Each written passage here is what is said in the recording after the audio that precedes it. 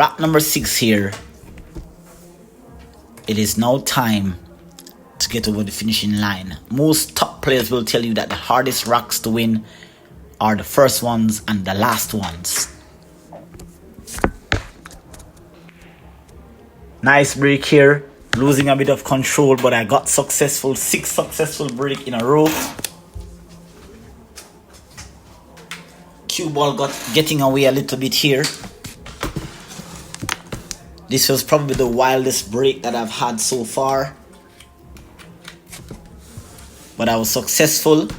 And I think the key, and we all know that if you're a top player or an intermediate level player, the key in winning racks is having a successful break. Doesn't matter how the break is, having a successful break is going to be key in winning your matches. So with this break off here, I have an opening onto the stripes. Let's see if maybe I could get a break and run to really stop my authority here. Ooh. I've already spoken to you guys. I already told you that the team that I'm playing on, there's a lot of inconsistencies with it. If you play the shot too hard into the rail, it jumps. So I tried to do a little breakout, which I was successful to some extent. That 13 ball once again is in a nasty little position here. But I have the 9 ball into the corner. I've landed perfectly here onto the... Really nicely done there. Getting a little bit close to that 9 ball though. Getting a bit close to that 9 ball. That 13 ball goes straight down. But I think I've landed a little bit awkward onto that 9. The rest of my balls are all the way down to the bottom part of the table. The 8 ball, not sure if it goes into the side.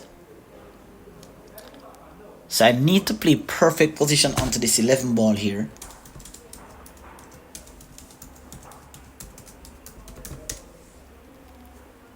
So I'm putting the 9 into the corner, coming 1, 2 rails, trying to beat that 3 ball there. Nicely done.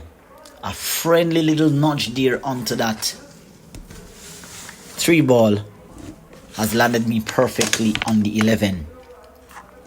Can the 8 ball pass? We'll find out in a moment. The 11 ball goes straight down. Let's see what happens to the 13 ball here. Stun following. Down for the 15. I want it to be a bit closer though. Still, there is a problem with that 13 because that 13 ball is easier to go to the pocket to which the cue ball is at the moment than it is to go straight up, because I don't have much cue ball distance or cue ball space. Getting a few healings from a few friends, a few patrons, a few fans. These guys have been watching me learn this game since I was young. These guys have watched me grown to this level here. Let's see. I'm going for the 13. Focusing and staying steady down on this shot. Let's see what happens here, guys. Ooh. Knew it was a problem. Knew it was a problem because that 13 ball is in a very, very tricky position.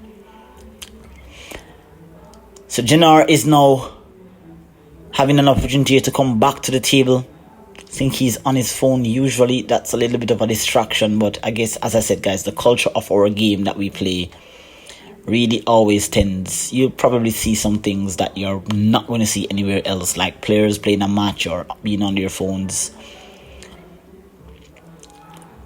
But here we go. Jennar, I guess, I'm not so certain. I think his body language has changed after that safety battle. Since that safety battle, everything doesn't seem to be working out. For example, he just missed that uncharacteristic 2 ball there. I'm not sure if he's given up on the match. He seems to be, he's still be looking at the game. He's still looking for opportunities. He's one of those type of players that thrive on a comeback. If he sees the opportunity for a kill, a hunt, if he knows that you're making mental mistakes that you're not supposed to or you don't usually make, that is the opportunity for him to hunt you down and kill you. And literally not kill you, but defeat you in the match. That's the type of player he is. He thrives on the hunt. But not today, Jennar, not today. I'm not giving you that opportunity to defeat me. Potting that 13 ball, coming down nicely for that 12 ball. Perfect. That 8 ball is into the side. Let's see what I do here. I have a little angle. I may have to roll into that 4. You see here where I'm looking at if I could land there, if I could stun across. Do I come all the way down to the short rail? It's a little tricky to come down to the short rail here, because if I bump the rail a bit too hard, I might be in trouble. So I'm just going to be rolling this in here and using that 4 ball as a stopper. Perfect run here. I missed a tough shot there onto the 13, a tricky 13. Jennar just missing that uncharacteristic 2 ball into the side here. I think I'm looking at him and I think that his body language and demeanor has changed since that safety battle where I took a 4-0 lead.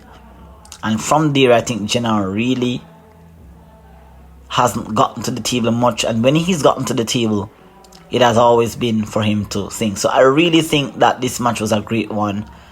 Controlled the whole entire match. I have a few matches coming up, guys. One in which you would have seen on my live stream against the young man that is walking here in the blue. That was also a very good match.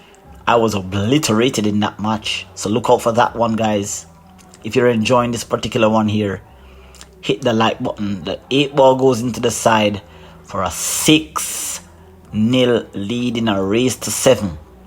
What are the odds? Can Jennar create a comeback? Is it possible for Jennar to create a comeback here? I don't know. His body language has changed a little bit. I'm staying focused. I know I've seen this happen before, where you take a massive lead, you make one mistake, and everything comes tumbling down. You've seen this at the highest level. Shane Van Boening versus Mika Immonen. Mika was leading 10-3. Mika missed a shot, played a bad shot. Shane Van Boening ran 7 racks straight. You'd have seen this against Raj Hundal in the Whirlpool Masters 2003, winning from 7-0 down, or 6-0 down, pardon me, winning 7-1. You've seen lots of comebacks by many great players.